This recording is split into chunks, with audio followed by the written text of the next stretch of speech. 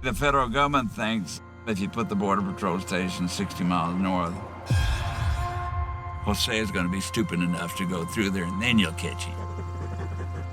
And that's not true.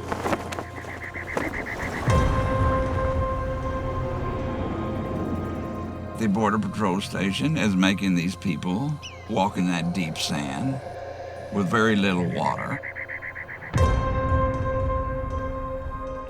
Sheriff's Office, how may I help you? I'm trying to have some information regarding a family member who is missing. There's been a lot of missing people.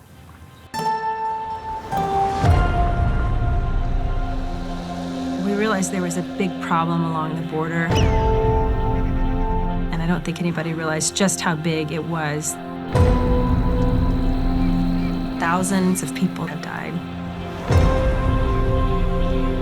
An illegal alien crosser is an illegal alien crosser. It's black and white, it's not gray. We're in a war zone here. This is the South Texas Human Rights Center.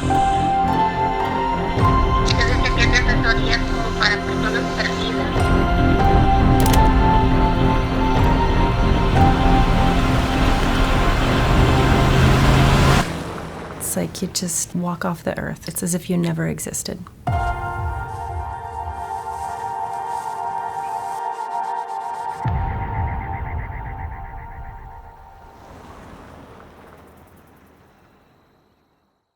Hello, everyone, and welcome to another episode of The Breeze. Breezeway Productions presents The Breeze, and we have a great interview lined up today for a documentary which just won at the 2020 Hot Springs Film Festival. It's a film called Missing in Brooks County, and we have director Jeff and Lisa with us today. How are you guys doing? We're good. Very nice. Thanks for coming on the show. I guess we can start by breaking the ice if you would like to tell us about what your documentary focuses on. Lisa? Yeah, who's going to take it? All right. Well, this is what co-directing is all about, just passing the ball back and forth. So I'll start. So our film is Missing in Brooks County, and it's about Brooks County, Texas, which is home to an interior immigration checkpoint. And it's actually the busiest one in the nation. And that interior checkpoint is sort of a second border for migrants to cross. When they're crossing into this country, they cross, when they're crossing in Texas, they cross over the Rio Grande, and then a smuggler takes them in a car up to Brooks County, but lets them off before they actually get to the checkpoint. And then they have to walk around this interior checkpoint, which is 70 miles north of the border. And they walk on these private ranches, and many of them ultimately die due to dehydration and other things. So our film basically focuses on Brooks County, what's going on there in terms of this crisis. And I'll let Jeff talk a little bit more about how we approach this story. Sure, Jeff. Well, I first heard about this problem of people dying on the U.S. side of the border from my sister-in-law, who's from Mexico. And I had not heard a lot about that. And then I happened to catch a radio story a little while later about a forensic scientist at Baylor University in Texas who was doing the kind of work you see Kate Spradley doing in the film. And the story really moved me. I had met Lisa we were both teaching together in Connecticut, and she was now living in a border city. So I sent the story to her, and I think she had more or less the same reaction I did. And we decided to reach out to the forensic scientist, Lori Baker, and she invited us out. She said, come on out. And she showed us around, took us down to this place called Balfurious. And Lisa and I said, could you please show us the border? And she said, no, this isn't 70 miles north of the border. Yeah, there was a strong focus on immigration, and we know that that's one of the hot topic issues in states like Arizona and Texas. And that you go over some of the history of what happened on the border that happened during the Clinton administration for the operations that they had set up to try and slow down illegal immigration coming in from the border. First question I have for you guys is, since in specifically Texas, do you believe that that's the number one hot topic that is an issue in the state that voters that are coming out are focusing on, since it seems like, I forget how many you said, 2,000 illegal immigrants died in the open areas where there isn't any water and rough terrain and things like that? I do believe that this is a really key topic. It's also important here in Arizona where I live. You hear about immigration on a daily basis here. You may not in the rest of the United States, but when you live in a border state, these are issues that are front and center and on people's minds. And when we go to Brooks County, people are talking about it and dealing with it really on a daily basis. Yeah. Jeff? Yeah, and I mean, the 2,000 that you mentioned would be just in Brooks County alone over, the past few years. And if you look back over the past decade along the entire southern border of the U.S., it's estimated to be at least, 20,000. It could be more because people are never recovered often. Nature has a way of sort of cleaning up. I mean, this is the ecosystem of the brush in Brooks County. So nobody really knows. Calls from the families of the missing are useful in trying to estimate, but nobody's is really able to count, and the Border Patrol count is severely undercounted because of the way they do their counting.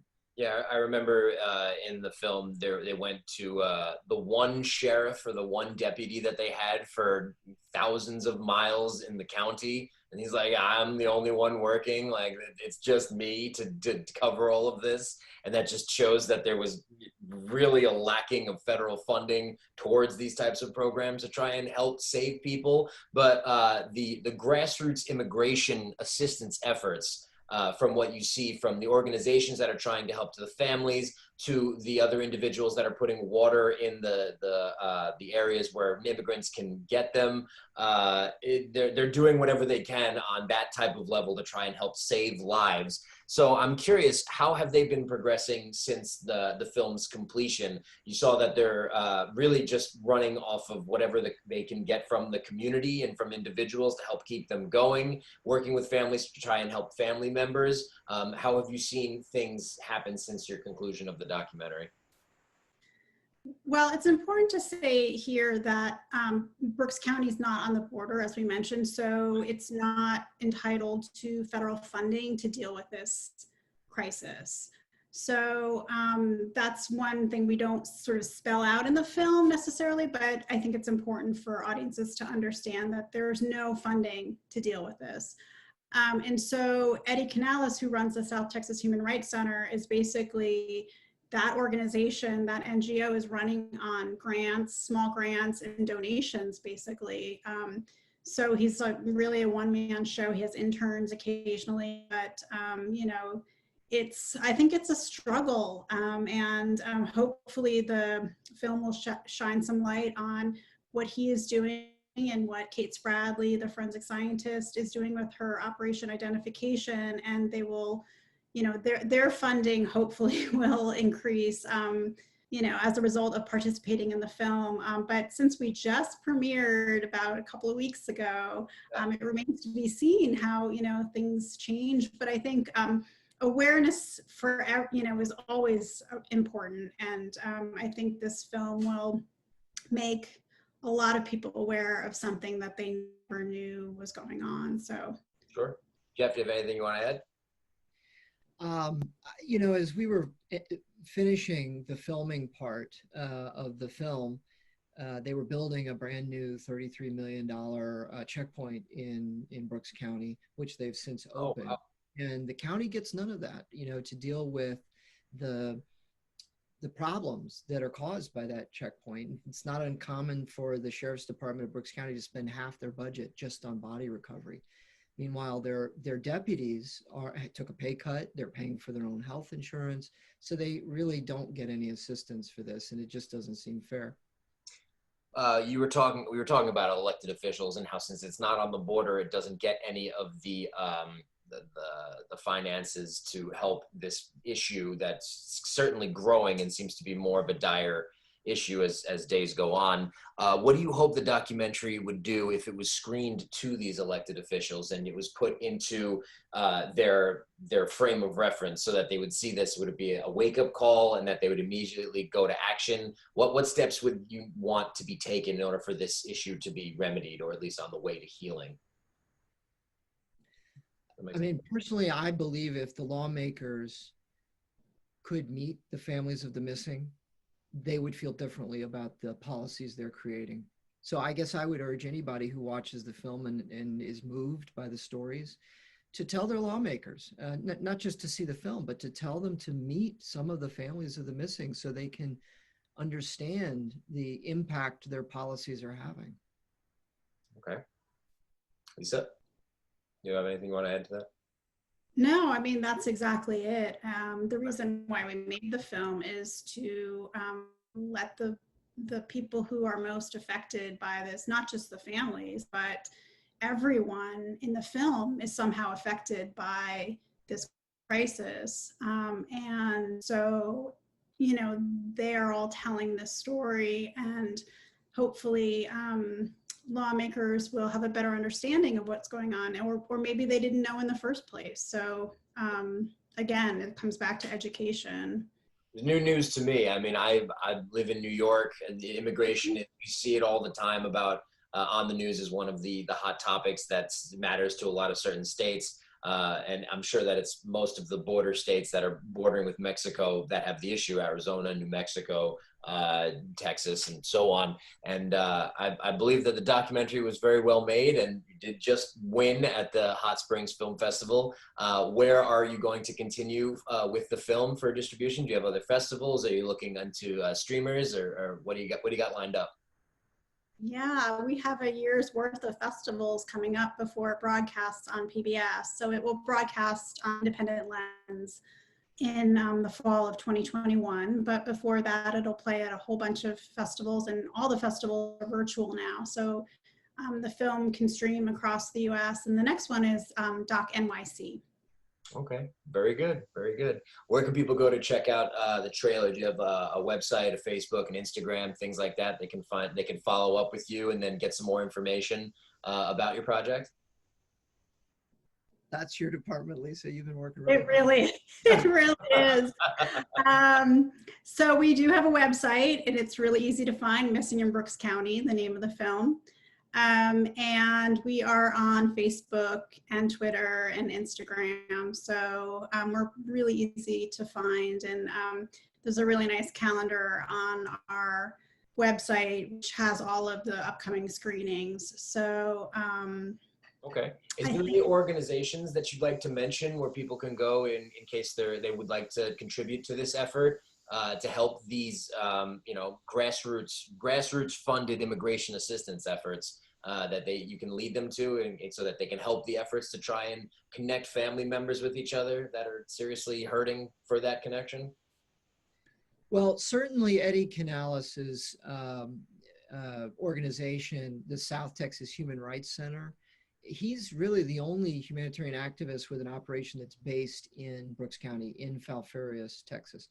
And it's often just him working alone.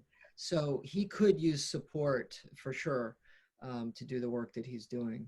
Yeah, I hope that the families that are hurting are connected with their loved ones that are lost. They have no connection with them. They're going through the ringer of just trying to find their brothers and sisters and cousins, and it was very heart-wrenching to watch. But the documentary certainly focuses on the issue, and I hope that audiences are able to connect with it, and that you can reach out to a lot of other people that you can bring awareness to this film. So again, thank you, Jeff and Lisa, for coming on the show today. It was a pleasure to talk about Missing in Brooks County, and I hope that you guys have a successful rest of the film festival circuit and when it airs on PBS.